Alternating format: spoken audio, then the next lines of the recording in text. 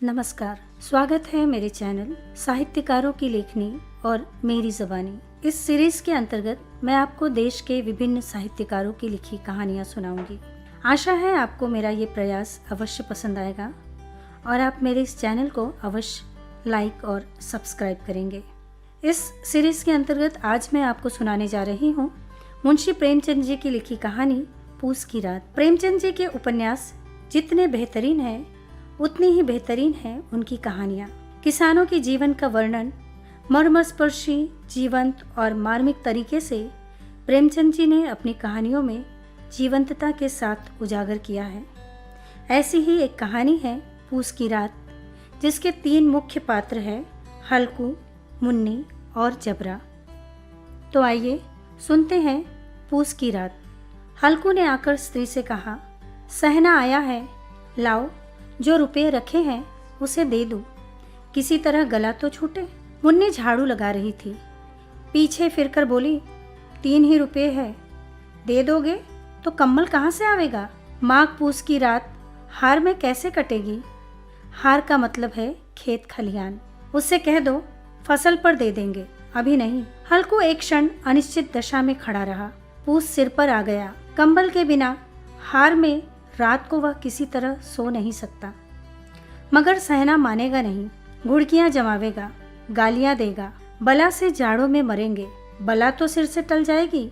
यह सोचता हुआ वह अपना भारी भरकम डील लिए हुए, डील का मतलब यहाँ पर हल्कू की शारीरिक संरचना से है, जो उसके नाम को झूठ सिद्ध करता था, स्त्री के समीप आ गया और खुशामद करता हुआ बोला, दे दे, गला तो छूटे, कम्बल के लिए कोई दूसरा उपाय सोचता हूँ। मुन्नी उसके पास से दूर हट गई और आंखें तरेरती हुई बोली, कर चुके दूसरा उपाय, जरा सुनूं तो कौन सा उपाय करोगे? कोई खैरात दे देगा कम्बल? न जाने कितनी बाकी है जो किसी तरह चुकने ही नहीं आती। मैं कहती हूँ तुम क्यों नहीं खेती छोड़ देते, मर मर कर काम करो, उपज हो तो बाकी दे दो। चलो छुट्टी हुई, बाकी चुकाने के लिए ही तो हमारा जन्म हुआ है, पेट के लिए मजूरी करो, ऐसी खेती से बाज आए। मैं रुपये ना दूंगी, ना दूंगी। हल्कू उदास होकर बोला, तो क्या गाली खाऊं? मुन्नी ने तड़प कर कहा, गाली क्यों देगा, क्या उसका राज है? मगर यह कहने के साथ ही उसकी तनी हुई भौहें ढीली पड़ गई। हल्कू के उस वाक्य में जो कठोर सत्य था, वह मानो एक भीषण जंतु की भांति उसे घूर रहा था। उसने जाकर आले पर से रुपए निकाले और लाकर हल्कू के हाथ पर रख दिए। फिर बोली, तुम छोड़ दो अब की ये खेती, मजूरी में सुख से 1 रोटी तो खाने को मिलेगी, किसी की धौंस तो ना रहेगी। अच्छी खेती है, मजूरी करके लाओ, वह भी उसी में झोंक दो। हल्कू ने रुपये लिए और इस तरह बाहर चला मानो अपना हृदय निकाल कर देने जा रहा हो। उसने मजूरी से एक पैसा काट काट कर 3 रुपये कंबल के लिए जमा किए थे। वह आज निकले जा रहे थे। एक पग के साथ उसका मस्तक पानी दीनता के भार से दबा जा रहा था। कहानी का दूसरा भाग। पूस की अंधेरी रात, आकाश पर तारे भी ठिठुरते हुए मालूम होते थे। हल्कू अपने खेत के किनारे ऊख के पत्तों की एक छतरी के नीचे बांस के खटाले पर अपनी पुरानी गाढ़े की चादर ओढ़े पड़ा काँप रहा था।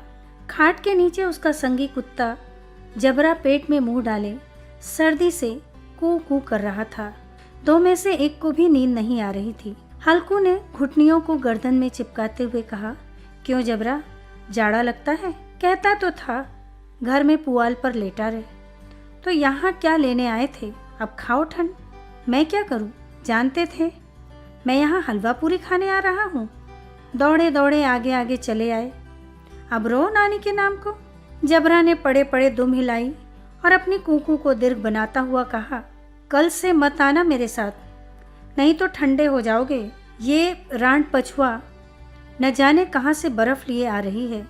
पछुआ का अर्थ है पश्चिम दिशा से आने वाली हवाएं। उठूं, फिर एक चिलम भरूं, किसी तरह रात तो कटे। 8 चिलम तो पी चुका। यह खेती का मजा है। और एक भगवान ऐसे पड़े हैं जिनके पास जाड़ा आए तो गर्मी से घबरा कर भागे। मोटे मोटे गद्दे, लिहाफ, कंबल, मजाल है जाड़े का गुजर हो जाए। तकदीर की खूबी, मजूरी हम करें, मजा दूसरे लूटे। हल्कू उठा, गड्ढे में से जरा सी आग निकालकर चिलम भरी। जबरा भी उठ बैठा। हल्कू ने चिलम पीते हुए कहा, पिएगा चिलम? जाड़ा तो क्या जाता है, हाँ जरा मन बदल जाता है। जबरा ने उसके मुंह की ओर प्रेम से छलकती हुई आंखों से देखा। हल्कू, आज और जाड़ा खा ले, कल से मैं यहाँ पुआल बिछा दूंगा, उसी में घुसकर बैठना, तब जाड़ा ना लगेगा। जबरा ने अपने पंजों को उसकी घुटनियों पर रख दिए और उसके मुंह के पास अपना मुंह ले गया। हल्कू को उसकी गर्म सांस लगी। चिलम पीकर हल्कू फिर लेटा और निश्चय करके लेटा कि चाहे कुछ भी हो अब की सो जाऊंगा। पर एक ही क्षण में उसके हृदय में कंपन होने लगा। कभी इस करवट लेटता, कभी उस करवट, पर जाड़ा किसी पिशाच की भांति उसकी छाती को दबाए हुए था। जब किसी तरह न रहा गया, उसने जबरा को धीरे से उठाया और उसके सिर को थपथपाकर उसे अपनी गोद में सुला लिया। कुत्ते की देह से जाने कैसी दुर्गंध आ रही थी, पर वह उसे अपनी गोद में चिपटाए हुए ऐसे सुख का अनुभव कर रहा था जो इधर महीनों से उसे ना मिला था। जबरा शायद यह समझ रहा था कि स्वर्ग यही है, और हल्कू की पवित्र आत्मा में तो उस कुत्ते के प्रति घृणा की गंध तक न थी। अपने किसी अभिन्न मित्र की या भाई की भी वह इतनी ही तत्परता से गले लगाता। वह अपनी दीनता से आहत न था जिसने आज उसे इस दशा को पहुंचा दिया। नहीं, इस अनोखी मैत्री ने जैसे उसकी आत्मा के सारे द्वार खोल दिए थे और उनका एक एक अणु प्रकाश से चमक रहा था। सहसा जबरा ने किसी जानवर की आहट पाई। इस विशेष आत्मीयता ने उसमें एक नई स्फूर्ति पैदा कर दी थी जो हवा के ठंडे झोंकों को तुच्छ समझती थी। वह झपट कर उठा और छपरी से बाहर आकर भूंकने लगा। हल्कू ने उसे कई बार चुमकाकर बुलाया, पर वह उसके पास न आया। हार में चारों तरफ दौड़ दौड़ कर भूंकता रहा। एक क्षण के लिए आ भी जाता तो तुरंत ही फिर दौड़ता। कर्तव्य उसके हृदय में अरमान की भांति उछल रहा था। 1 घंटा और गुजर गया। रात ने शीत को हवा में धधकना शुरू किया। हल्कू उठ बैठा और दोनों घुटनों को छाती से मिलाकर सिर को उसमें छिपा लिया। फिर भी ठंड कम ना हुई। ऐसा जान पड़ता था सारा रक्त जम गया है। धमनियों में रक्त की जगह हिम बह रही है। उसने झुककर आकाश की ओर देखा। अभी कितनी रात बाकी है। सप्तर्षि अभी आकाश में आधे भी नहीं चढ़े।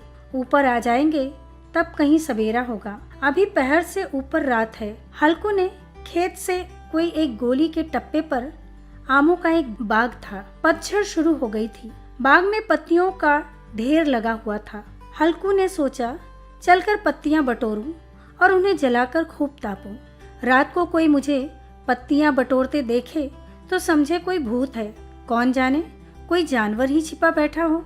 मगर अब तो बैठे भी नहीं रहा जाता। उसने पास के अरहर के खेत में जाकर कई पौधे उखाड़ लिए और उनका एक झाड़ू बनाकर हाथ में सुलगता हुआ उपला लिए वह बागीचे की ओर चला।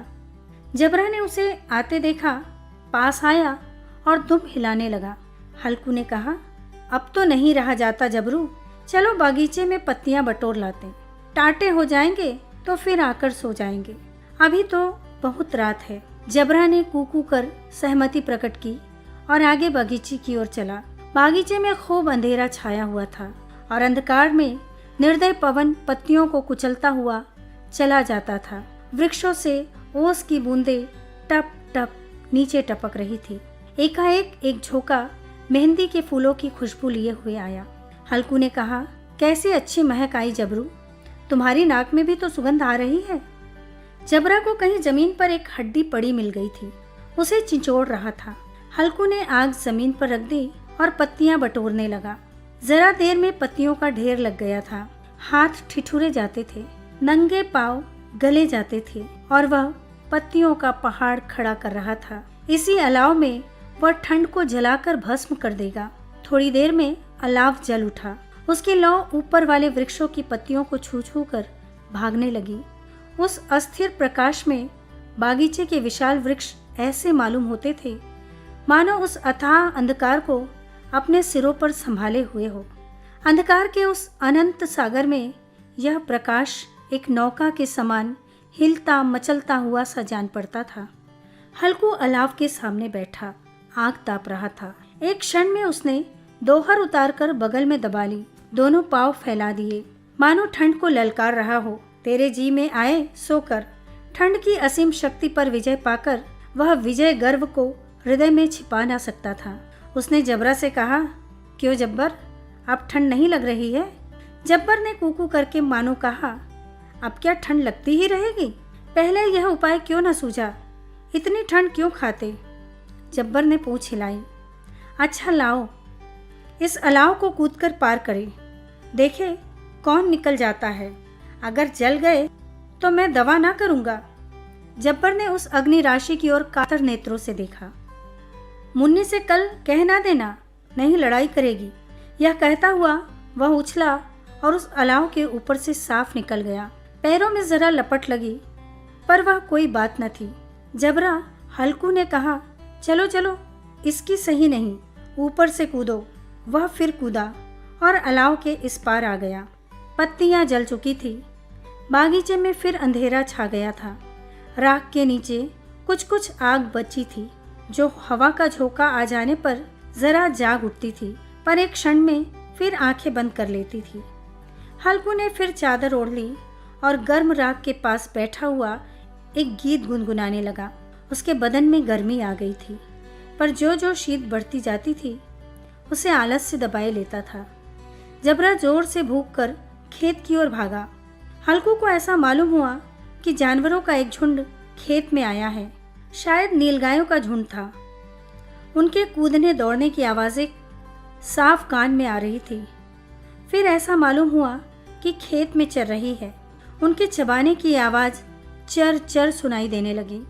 उसने दिल में कहा, नहीं, जबरा के होते कोई जानवर खेत में नहीं आ सकता। नोच ही डाले, मुझे भ्रम हो रहा है। कहाँ? अब तो कुछ नहीं सुनाई देता। मुझे भी कैसा धोखा हुआ। उसने जोर से आवाज लगाई, जबरा, जबरा। जबरा भूखता रहा, उसके पास ना आया। फिर खेत के चरे जाने की आहट मिली। अब वह अपने को धोखा ना दे सका। उसे अपनी जगह से हिलना जहर लग रहा था। कैसा दंदाया हुआ बैठा था। इस जाड़े पाले में खेत में जाना, जानवरों के पीछे दौड़ना असह्य जान पड़ा। वह अपनी जगह से ना हिला। उसने जोर से आवाज लगाई, हिलो, हिलो, हिलो। जबरा फिर भूख उठा। जानवर खेत चर रहे थे। फसल तैयार है। कैसी अच्छी खेती थी, पर ये दुष्ट जानवर उसका सर्वनाश किए डालते। हल्कू पक्का इरादा करके उठा और 2-3 कदम चला, पर एकाएक हवा का एक ऐसा ठंडा चुभने वाला बिच्छू के डंक सा झोंका लगा कि वह फिर बुझते हुए अलाव के पास आ बैठा और राख को कुरेद कर उसकी ठंडी देह को गरमाने लगा। जबरा अपना गला फाड़ डालता था। नील गाय खेत का सफाया किए डालती थी और हल्कू गर्म राख के पास शांत बैठा हुआ था। अकर्मण्यता ने रस्सियों की भांति उसे चारों तरफ से जकड़ रखा था। उसी राख के पास गर्म जमीन परद वहीं चादर ओढ़कर सो गया। सवेरे जब उसकी नींद खुली तब चारों तरफ धूप फैली हुई थी और मुन्नी कह रही थी, क्या आज सोते ही रहोगे? तुम यहाँ आकर रम गए और उधर सारा खेत चौपट हो गया। हल्कू ने उठकर कहा, क्या तू खेत से होकर आ रही है? मुन्नी बोली, हाँ, सारे खेत का सत्यानाश हो गया। भला ऐसे भी कोई सोता है? तुम्हारे यहाँ मड़ैया डालने से क्या हुआ? हल्कू ने बहाना किया, मैं मरते मरते बचा, तुझे अपने खेत की पड़ी है। पेट में ऐसा दर्द हुआ कि मैं नहीं जानता हूँ। दोनों फिर खेत में डांड पर आए। देखा सारा खेत पौंदा पड़ा हुआ है और जबरा मड़ैया के नीचे चित्त लेटा है, मानो प्राण ही ना हो। दोनों खेत की दशा देख रहे थे। मुन्ने के मुख पर उदासी छाई थी, पर हल्कू प्रसन्न था। मुन्ने ने चिंतित होकर कहा, अब मजूरी करके मालगुजारी भरनी पड़ेगी। हल्कू ने प्रसन्न मुख से कहा, रात को यहाँ ठंड में सोना तो ना पड़ेगा। आशा है ये कहानी आपको अवश्य पसंद आएगी। यदि आप किसी अन्य साहित्यकार की कहानी, कविता या महाकाव्य का कोई अंश सुनना चाहते हैं तो आप कमेंट बॉक्स में अपने सुझाव अवश्य दीजिएगा। आपके बहुमूल्य विचारों का स्वागत है। धन्यवाद। नमस्कार।